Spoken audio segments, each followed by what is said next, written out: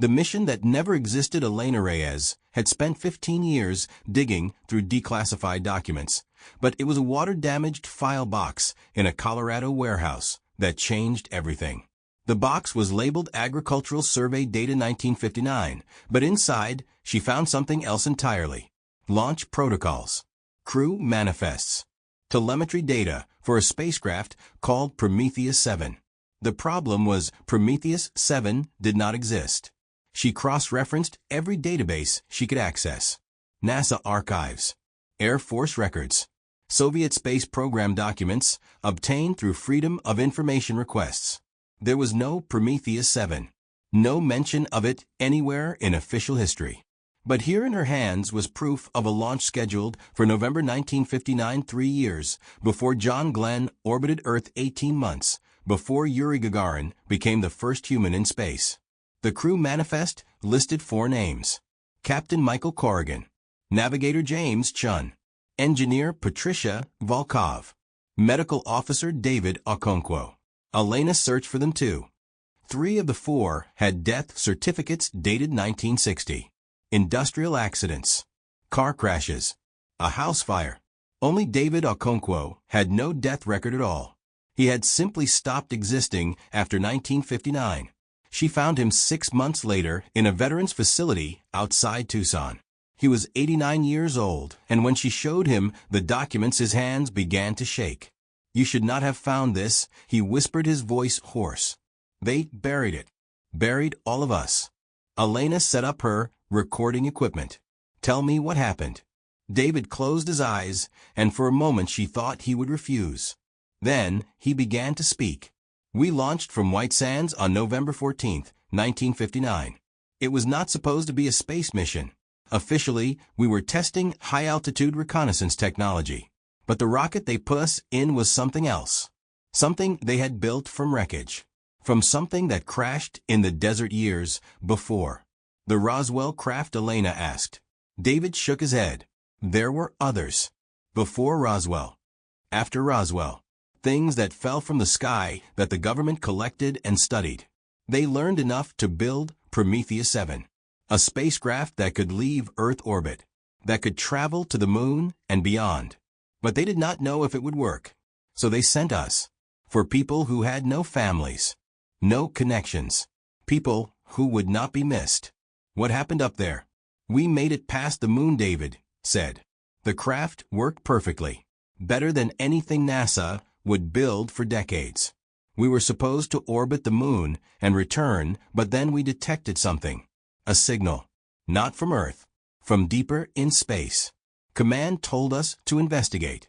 His hands trembled as he reached for water. Elena waited. "It took us 6 days to reach it," David continued. "We thought it might be a comet or an asteroid. But as we got closer, we realized what we were seeing. It was a ship. Massive. Kilometers long. Just sitting there in the dark between Earth and Mars. Not moving. Not transmitting. Just waiting." "Waiting for what?" "For us," David said. "The moment we got within range, everything on Prometheus 7 shut down. Engines. Communications. Life support. We were drifting. Dead in space. And then the ship opened." Elena leaned forward. "What do you mean opened?" "A section of the hull. Just peeled back," David said. "Like a flower blooming. And something came out. Not a smaller ship. Not a probe. Beings. They moved through space like it was air. No suits. No propulsion we could see. They just floated toward us, and then they were inside our ship, without breaching the hull. One moment we were alone. The next they were there." "What did they look like?" David was quiet for a long time. "They did not look like anything," he finally said. "Every time I tried to focus on them, my eyes would slide away, like trying to look directly at the sun. But I remember the feeling. They were old. Incomprehensibly old. And they were disappointed." "Disappointed?" "In us," David said. "In humanity. They communicated directly into our minds. Not words exactly, but concepts. They had been watching Earth for thousands of years, waiting for us to reach a certain level of development. When they detected our launch, when they saw we had finally developed spacecraft, they came to make contact. But we were not ready. We were still violent, still divided, still carrying weapons even into space. Captain Corrigan had a sidearm. Standard protocol for test flights in case of emergency landing in hostile territory. They saw the weapon, and they knew we were not ready. What did they do? They took us, David said. Kept us on their ship for what felt like weeks, but might have been longer. Time worked differently there. They showed us things. Other worlds. Other species that had reached the stars. Some had been welcomed into a community of intelligent life scattered across the galaxy. Others had destroyed themselves before they could leave their home planets. They wanted to know which path humanity would take. And what did they decide? That we needed more time, David said quietly. More time to grow, to evolve, to become something worthy of joining the greater universe. They were going to return us to Earth with our memories intact. A warning to our governments about what waited in the dark. But then Corrigan tried to send a distress signal, tried to tell command about the alien ship. And they could not allow that. Why not? Because David said humanity finding out about them too soon would change everything. We would unite out of fear or tear ourselves apart fighting over alien technology. Either way, it would invalidate the test. We needed to develop naturally, to earn our place among the stars rather than have it handed to us. So they separated us, sent us back one at a time through different points in space and time. I was the only one who made it back intact. The others, they paused, and Elena saw tears in his eyes. The others came back wrong. Corrigan landed in the Pacific, and when they pulled him from the ocean, he could not stop screaming. Chun crashed in Siberia, but the thing they found in the wreckage was not quite Chun anymore. Volkov never made it back at all. And the mission? Erased, David said. Every record destroyed. Every witness silenced. The government decided it was better to pretend Prometheus 7 never existed. Better to let the world believe we were still years away from spaceflight.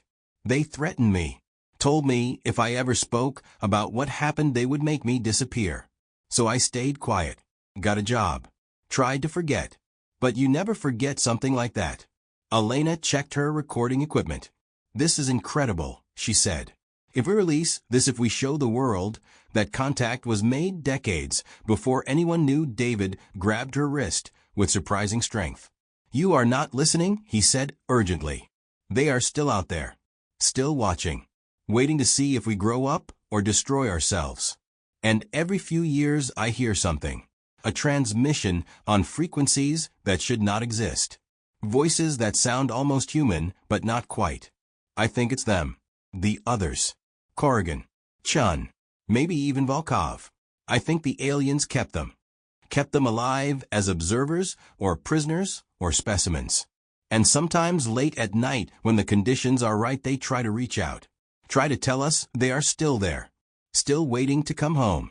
Elena felt a chill run down her spine. Have you tried to respond? David released her wrist and leaned back. Once he said, in 1987, I built a radio transmitter using specifications I remembered from the alien ship. I sent a message on the frequency where I had heard the voices. And 3 days later, men in black suits showed up at my door. They took my equipment. They told me that some doors should stay closed. That some of our people were better off forgotten. He looked at her with haunted eyes. That is when I knew for certain. The government knows they are out there. Knows our people are still alive somewhere beyond Earth. And they have decided to leave them there. Because bringing them home would mean admitting the truth. That we made contact. That we failed the test. That somewhere in the dark our own people are being kept as evidence of humanity's unreadiness to join the rest of the universe. Elena sat back trying to process everything. Do you think they will ever come back? She asked. The aliens? David smiled sadly.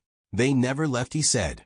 Every UFO sighting, every unexplained encounter, that is them checking in, monitoring our progress, waiting to see if we finally evolve past our worst instincts. And when we do, if we do, they will return. They will bring back the ones they kept. And humanity will finally learn the truth about Prometheus 7. He closed his eyes, looking suddenly exhausted. "But I will be dead by then," he said. "And maybe that is for the best. Because I am not sure humanity is ready even now. Not sure we deserve to join whatever is waiting out there in the dark." Elena left the facility with her recordings and the documents. She spent months trying to verify David's story. She found scattered references in declassified files, budget allocations for projects that did not officially exist, personnel records with gaps and redactions, radio logs from the early 60s with segments marked classified in perpetuity. And late one night, monitoring unusual frequencies, she heard it. A voice. Male.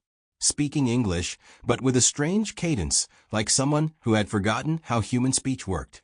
"This is Captain Michael Corrigan of Prometheus 7, the voice said through decades of static. "If anyone can hear this, please tell them we are still here. Please tell them we want to come home." The transmission cut off. Elena tried to respond, but got only silence. She thought about releasing everything she had found. The documents. David's testimony. The recording of Corrigan's voice. But she remembered David's warning about doors that should stay closed. Instead, she archived everything, locked away with instructions to release it only after her death. Because maybe David was right. Maybe humanity needed to earn its place among the stars. Maybe we needed to become worthy of the truth before we could handle knowing that some of our own had been left behind in the dark as witnesses to our failure. But she never stopped listening, never stopped monitoring those strange frequencies. And sometimes on clear nights she would hear them. Corrigan, Chun, Volkov, maybe others.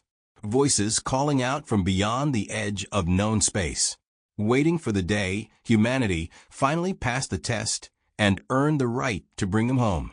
David Okonkwo died 3 months after their interview. His obituary mentioned nothing about space or classified missions. Just a quiet life lived in obscurity. But Elena knew the truth. He was the last survivor of a mission that never officially existed. The only one who made it home from an encounter that changed everything. And somewhere out there beyond the moon, beyond Mars, in the vast darkness between worlds, the others waited. Still alive. Still human. Still hoping that someday someone would remember them. Still believing that humanity might finally become worthy of the stars and the terrible, beautiful truth of what waited there.